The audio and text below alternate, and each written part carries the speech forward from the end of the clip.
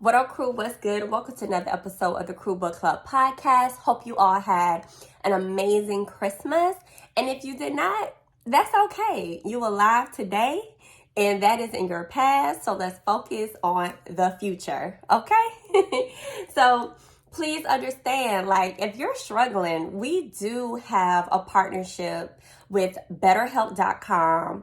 And they have partnered with us on this episode to give the crew exclusively 10% off your first month of therapy.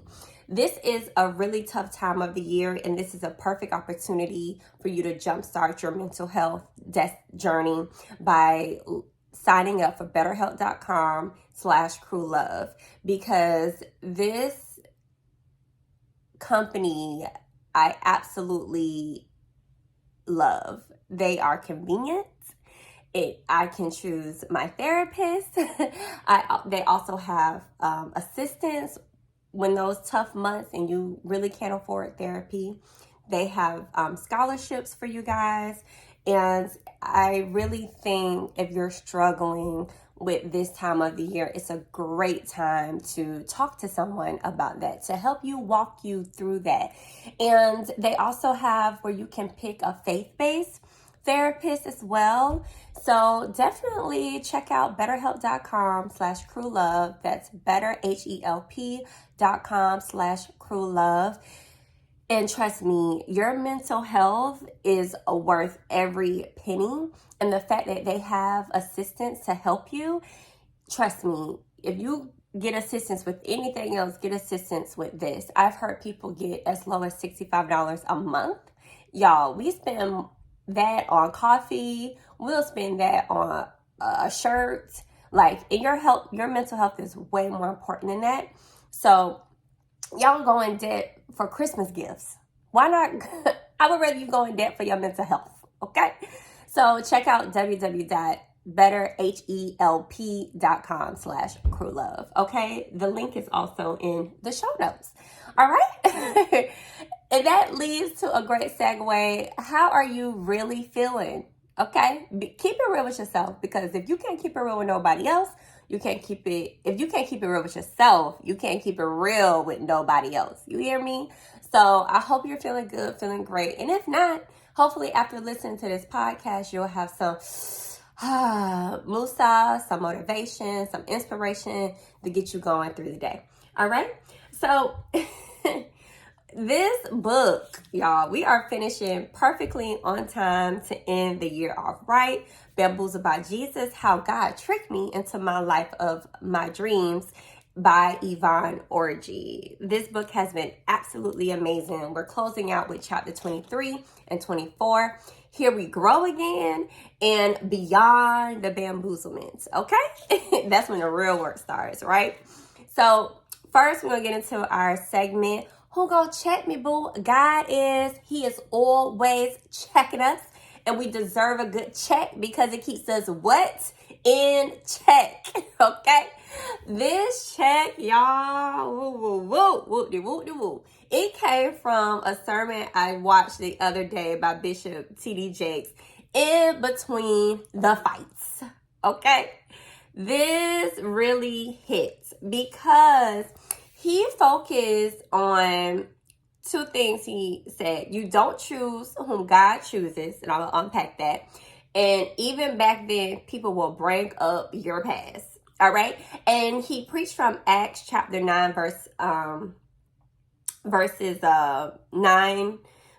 Oh, wait, it was verse 8 through 21, if I'm not mistaken. But the ones that really stood out to me was Acts 9:15 through 16 and Acts 9:21. 15 through 16 read, But the Lord said to Ananias, Go, this man is my chosen instrument to proclaim my name to the Gentiles and their kings and the people of Israel. I will show him how much he must suffer for my name. Now, a little background. They're talking about the road to Damascus, where Saul, who aka is Paul, was out here killing Christians. Okay? He was out here slaying Christians, killing them, telling they shouldn't be believing in God, yada, yada, yada. So God knocks Saul off his horse, off his beast, they call it, and makes him blind, okay? Now, Ananias is the person who Saul was going to go kill. And God has asked Ananias to pray for Saul. Now, how many of y'all can go out and pray for the person who hurt you, who was intent to kill you, whether that's mentally, physically, emotionally, whatever? But this man, Ananias, was supposed to be killed by Saul. And here go God telling him that he need to go and pray for him, right? And so when I'm listening to this, it really made me bring a lot of perspective of God. You don't choose whom God chooses to help. Like, I can go out here and pick who I want to help and do that. But if God told you to go pray for a particular person, forgive for a particular person, that's the assignment, and you need to do it. And I need to do it. So that part really touched me. And then Acts 9:21 said, all those who heard him were astonished and asked, isn't he the man who raised havoc in Jerusalem among those who call on this name? Talking about God. And hasn't he come here to take them as prisoners to the priest? And that's where even back then people bring up your past. And no matter how much you done changed or done better or doing better, there's always going to be people who question your destiny and what you're doing now. But what did Saul do? Now he Paul, because God done knocked him off his beast. Paul continued to preach the gospel, getting beaten and hurt. After all the way he did and what God was putting him through, he still continued to preach the word. And it also made me think about, you can't tell God, you can't tell me that God can't bring you out of anything that you're currently going through. You know, and I always say, and when I'm reading this story, for Saul to be killing Christians, to get knocked off by his beast, to be blind and now beaten while preaching the word from people who didn't believe he could change, it's like, I don't want to go through all of that. So I want to, on my free will, put away all my childish things, hop off my beast myself. And the beast that you could be struggling with, it don't have to be physically an animal and you going out killing people. It could be you hurting people emotionally, you spilling things out of your mouth that you shouldn't, doing things that you shouldn't. And I'm talking to myself as I look into this camera. I would rather try my darn hardest to switch it up before God has to switch it up for me. Okay? Because he not going to play. He gonna use you when he ready to use you. And I would rather come in willingly instead of unwillingly and him knocking me off. Okay? And going blind and him putting through whatever he needs to put me through to get me right. So I encourage you to do it now before God come in and have to do it. Okay? All right. So that was the Gon Check Me Boo. God he is always checking me, keeping me in check and in line. And I appreciate it daily. Okay? All right. So let's talk about some crew love. You guys can leave a written review. Give me 5 stars anywhere you can. Okay? Share and tell a friend. That is definitely a way to show some crew love. And visit the website. It's thecrewbookclub.com. And also follow us on social media platforms as Instagram, TikTok, and Fanbase. And also subscribe to our YouTube channel, The Crew Book Club Podcast. Okay, we're so easy to find, baby. You can Google us. Okay. All right. So show me some crew love there. And also remember the book, we have a partnership with Audible. You can get 30-day experience of Audible, premium experience. They have audiobooks, wellness programs, theatrical programs, comedy, which is really cool. And Bamboozled by Jesus is on there and she narrates it. Click that link. It's audibletrial.com/crewlove to get your free 30 days. That will be awesome going into the new year, being busy. You might not be able to sit down and read a book, but you can go and listen to a book. Okay? So we're going to get into this book, Bamboozled by Jesus, chapter 23. Here we grow again. You know, you're constantly growing no matter what, right? So I love this chapter. Here we grow again. You guys remember the vote or die mantra by Diddy for the campaign? Well, she has a shirt idea called Grow or Die. She said that will be equally efficient as highlighting what it takes if we refuse to mature to our best selves.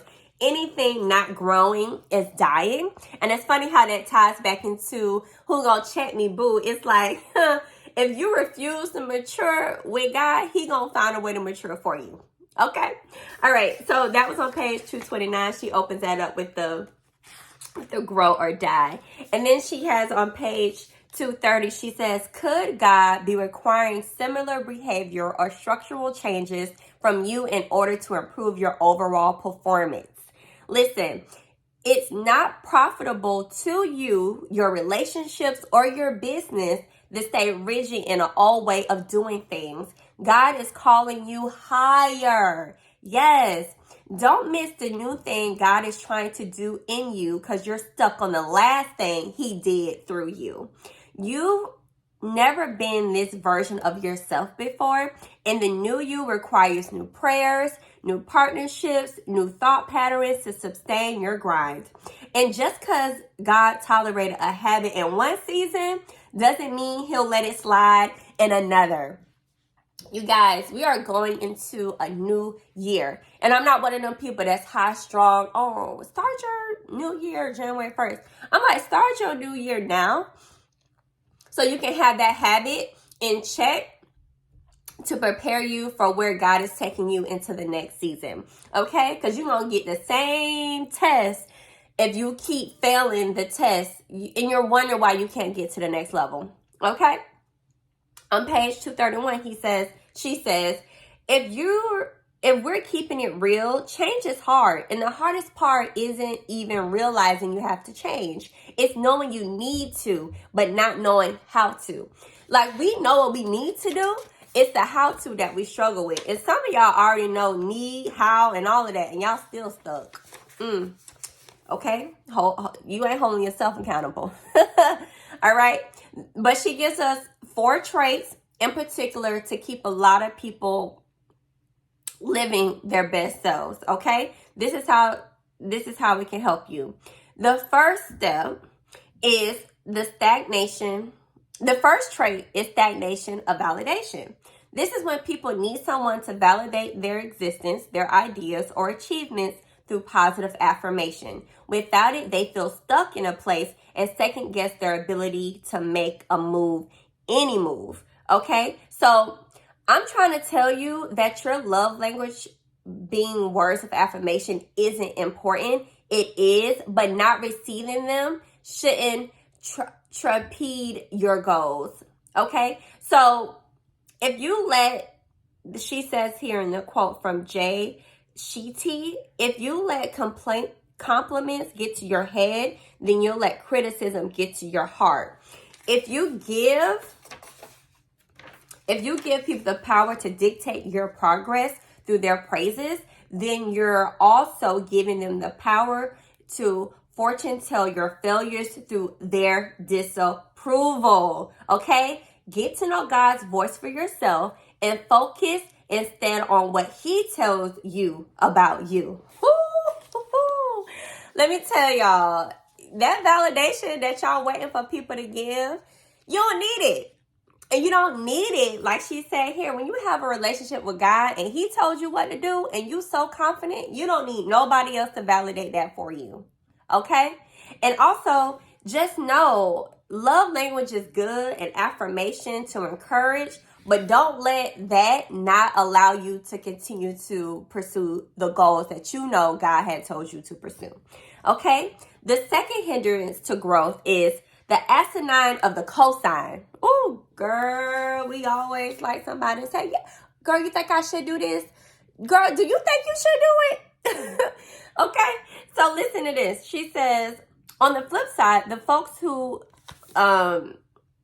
luxuriate in the asinine of the cosign believe they almost always right. They thrive when someone cosigns their point of view. As a result, they're only interested in recruiting people who side with them in their inner circle. Be careful going to the person who always agree with you.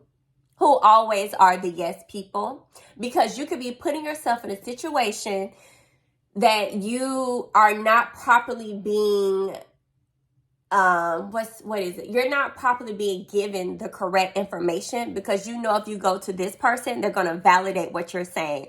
I literally have had people avoid going to the right person because they're going to agree with what they know. They go to that person, they're going to agree with what they're saying. So they avoid me.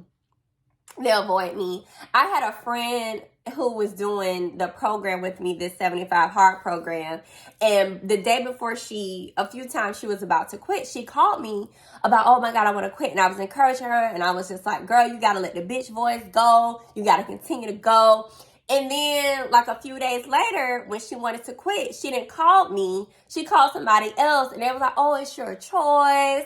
You don't have to do this to yourself. And then the next day I got a call, girl, I quit. And I was like, that's fine. Why you didn't call me? Well, I was talking to so-and-so and they said I should give myself grace. And listen, y'all, I'm not saying that you shouldn't give yourself grace. What I'm saying is you have to be able to commit to self more so, but also know the people that you need to go to that's going to help you. And you don't put yourself in a situation of comfort. Okay, so that's that asinine of the cosign. That can hinder you, okay? All right.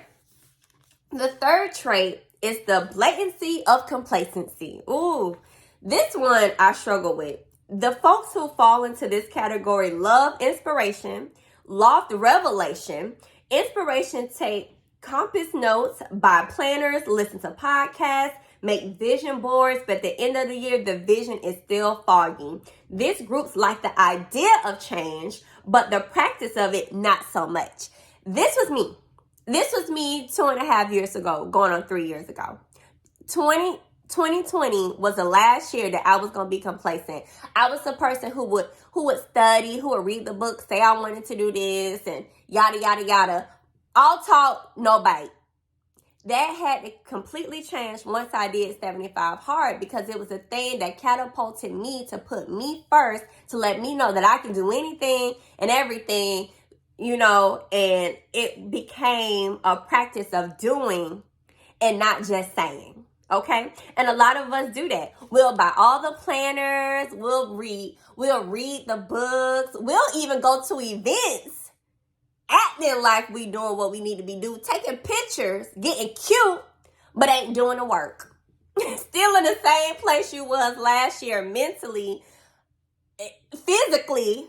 I don't know how many y'all, I'm going to get fit, I'm going to be look the same as you looked last year. Talk about you want different, but you're not doing different. Okay? So you're going to be about that action or not? All right? All right, it's like a chihuahua. Got all that bark, but no bite. You want to be a chihuahua? Okay, the fourth and final hindrance to growth is the possessing of the blessing. And see, this is where I don't want to get. I don't want to get to the point, if you obtain the thing you worked so hard for, and shouldn't that inspire you to grow more? But sometimes the blessing can become a burden. A lot of things have to come at me fast, and it's been difficult to make the necessary transitions at times. It's like still being possessed by a poverty mindset. Okay? She said, I had gone without for so long that I was still in conversation mode. As quickly as my own promised land came after 7 years in the wilderness, I didn't know if I would disappear at the same rate. So I would chokehold my blessings for fear of losing them. I had to remind myself a lot of the same principles I'm sharing with you. That doesn't mean it's easy to get used to. So you can be receiving exactly where you were at, the things that you prayed for, but then be staying stuck because you don't want to lose, or you're not enjoying life because you feel like you're going to lose it all at a moment. So don't get so caught up in possessing the blessing that it keeps you from growing. She says here, it's critical to keep people around you who will save you from yourself and challenge you in your growth. Scripture says that the iron sharpens iron, and while it may be uncomfortable at first, it's a lot better than staying dull. Okay? Don't make things so precious that you don't enjoy them. Okay? She says here, Self-care isn't just massage and facials. It's feeding your soul and finding your joy. So be good to you, pull the trigger on what satisfies, and discover what edifies that growth. Oh, this is good. Because, baby, once I'm signed to a network, or hell, I'm my own network, I don't want to be so timid to try new things, to catapult myself into another level. That's why now I want to enjoy being uncomfortable, because to get anywhere, you gotta be uncomfortable, y'all. All right? So that was chapter 23. Here we grow again. That should be the same every year. Here we grow again. Here we grow again. That should be every month, every day of the week, every hour. Like, how are you growing, sis? Daily. How are you growing? All right. Let's get into chapter 24, beyond the bamboozlement. All right. We've come to the end of the road, y'all, of this book, but this is where it's just getting started. Okay. This is where you done read the book now. Now you got to go do the work. Okay. On page 238, she says, you're just getting started. You still have to live in the aftermath of your bamboozlement. That means getting acclimated with the joy and the responsibility of the blessing. We all want our purpose. We all want to be living this certain lifestyle, but you got to understand, you want to have joy with that thing, peace. And also, there's a responsibility that comes with the blessing, okay? She says, 2 final nuggets that I have helped me maintain peace, stability, and a sense of self in the midst of the overflow. She says, she gets this question from a lot of people. What advice would you give someone considering a career in entertainment? And she was like, as I would give to anyone in a career, that is simply be a good human. The quality that never goes out of style. It means being a person of your word, treating others fairly, being honest and kind. You know, the basics, the golden rule, what treat others how you would want to be treated. Okay. Also, being considerate may not cost anything, but it sure does pay off. Everywhere you go, you should give off a fragrance that points people in the goodness of God. Okay, she says, when I leave a room, I want an aura of joy to permeate the atmosphere. What lingers in the air after you exit? Oh, good question. Is it the fragrance of gratitude, or is it the fragrance of bitterness? You get to decide. If it's latter, you can always course correct. So what happens when you leave the room? Think about that. Are you being the person that illuminates the room, or are you being the person that brings down the room? Okay? Check yourself, all right? On page 241, she says, the second nugget I'll leave you with is that being rich with a side order of sorrow is still poverty. If you don't believe me, ask Judas. Just how happy securing the bag left him. You know what Judas did? She gonna tell you right here. At the time, he thought it was a good idea to backstab his best friend, she said BFF Jesus, in exchange for 30 silver coins. When he realized he made a terrible mistake, it was too late. Jesus was already sent to be crucified. The thing he did get rich quick, but left him poor in spirit and in life. What are you selling your soul for?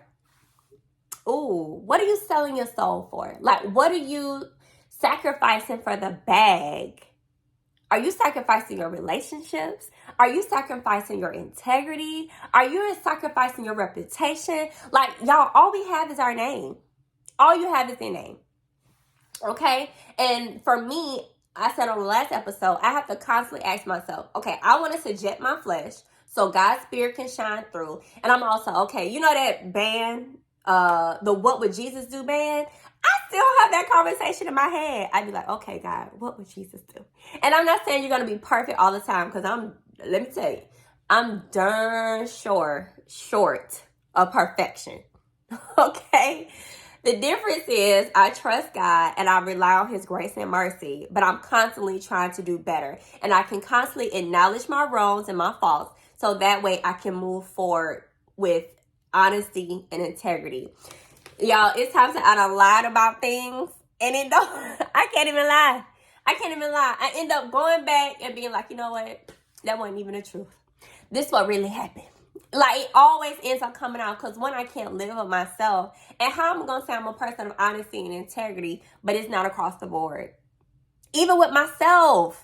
That's why completing this program is so important. Like, whatever I say that I'm going to do, I need to be able to do it with myself. So that way I can carry that same practice in my life, from my business to my relationships. So it could be straight up across the board, because you have to practice that from within before you can do that with anything else.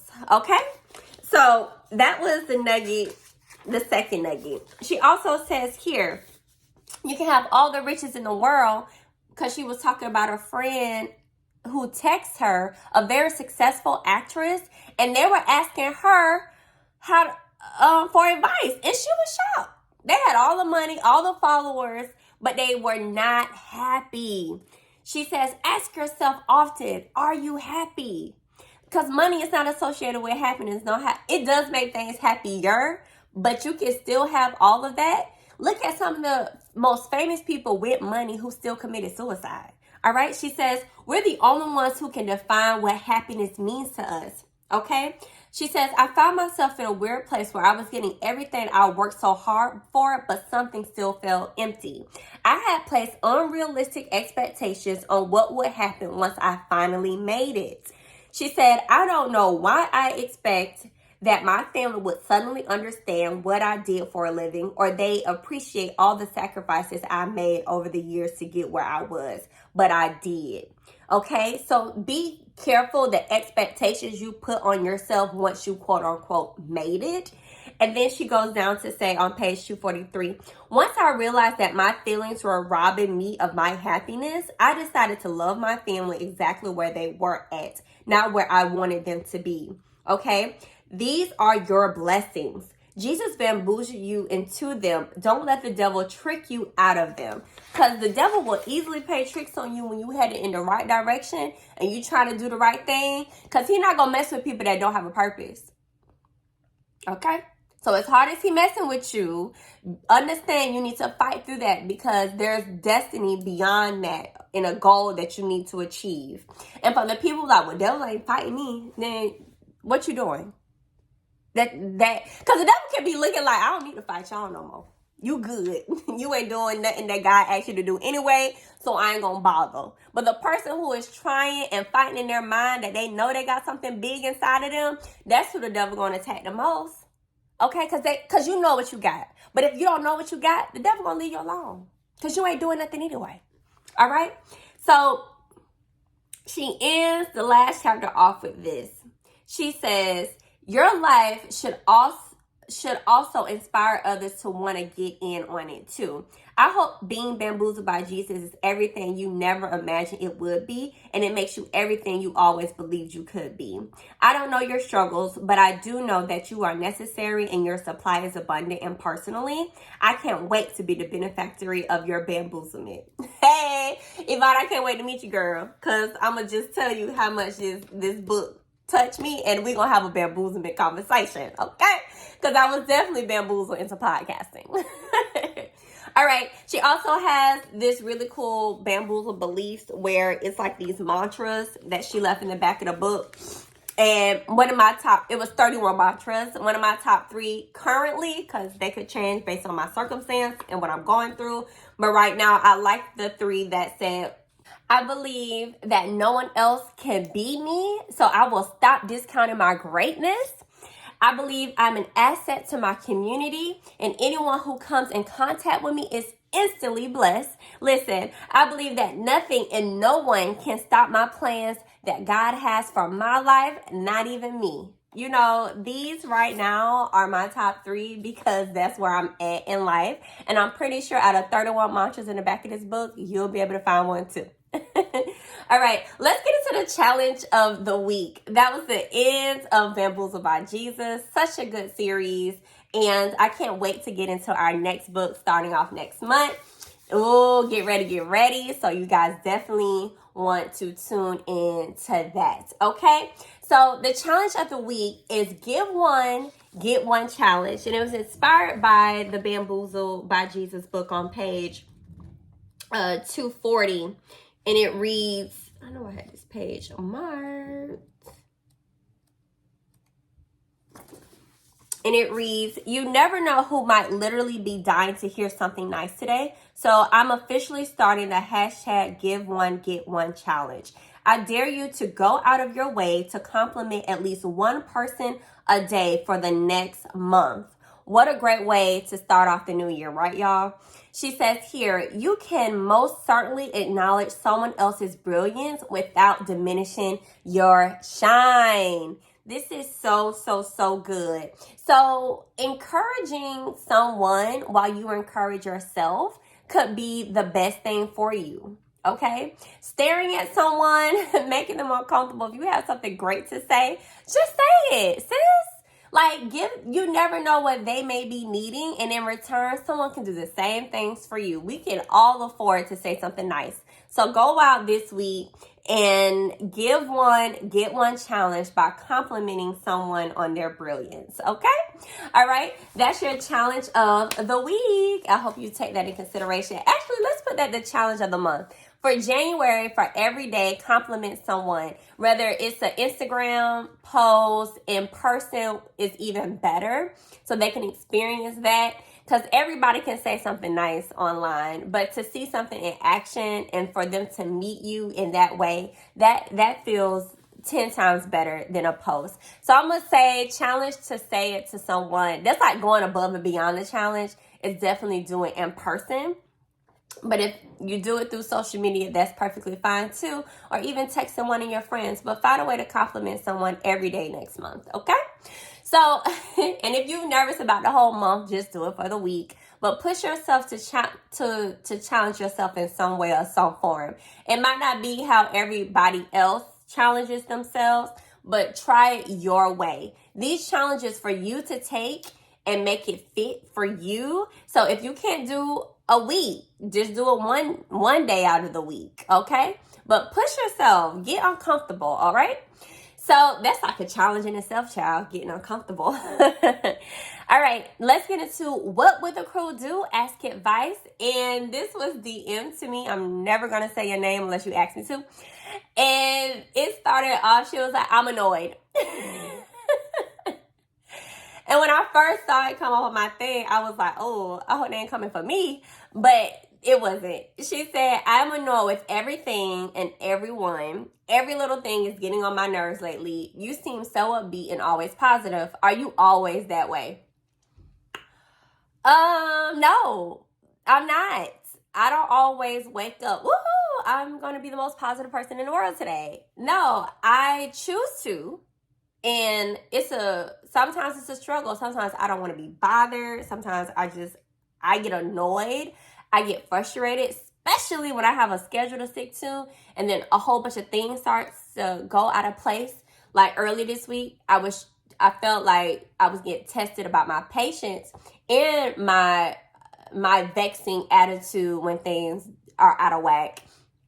I ran over my phone, the garage door wasn't working, my Wi-Fi wasn't working. It was all happening at the same time, and I couldn't work out, so I threw it off a schedule where I missed a real estate class that I wanted to go to, and I was stuck at the cell phone place for like 45 minutes, and I was just very annoyed. At the same time, I was just like, let's focus on the bigger picture. I can afford to get another phone. I can fix a garage. The Wi-Fi can be fixed. All these things can be taken care of. I have food. I have a car. I have family. So when I'm getting annoyed with certain things, I pivot and I look at the fact that, yeah, the tire might blow, but thank God we can afford the tire to be fixed. Right? Yeah, this deal may have fallen through, but thank God, God is still providing food and my needs are taken care of. You know what I'm saying? So in those moments where you're getting annoyed, that's where grab a piece of paper, write down what you're grateful for, pivot and think about what you're thankful for, the things that you're able to do. So that's what I do and I'm not talking about just physical things. When you're getting annoyed with a loved one, Or your job. Girl, thank God you got a job. You know how many people get laid off? Okay, thank God that you have family. You know how many people are dying and committing suicide? So, yes, we all get annoyed and vexed. We all get vexed. It's part of life. Now, what we do after we get vexed, whether it's going in and praying and thanking God for where you're at, that is where that helps me when I am annoyed. Okay? And it happens more often than what you think. I just decide to push through. So decide to push through, and that's my advice to being annoyed. You guys can always email thecrewbookclub@gmail.com, or you can DM like this person did on Instagram, The Crew Book Club, TikTok, The Crew Book Club Podcast, and Fanbase. All right? So hopefully that helps you guys. All right? And you know we can't end the episode without a quote of the week. The quote of the week comes from the book Bamboozled by Jesus, but she quoted Wayne Dyer in it saying, "Our lives are a total of choices we've made." Okay? What's your life adding up to? Okay? Y'all, what are you doing that's summing up your life? All right? And the choices, that goes back to the What Would the Crew Do Ask Advice about being annoyed. All right? Let's look at the choices that we're making and what are they adding up to? Are they adding up to you putting yourself in positions of not being happy? Then we need to pivot the choices that we make. All right? So go out and make the best decision for you, because no one else will, and make the best choices that will pivot your life to add up to the life of happiness that you desire. So thank you guys for always locking in and tuning in with the Crew Book Club podcast. I will see you all next year. Happy New Year. Enjoy the ending of this year, baby, because we is about to take over in 2023. Hey.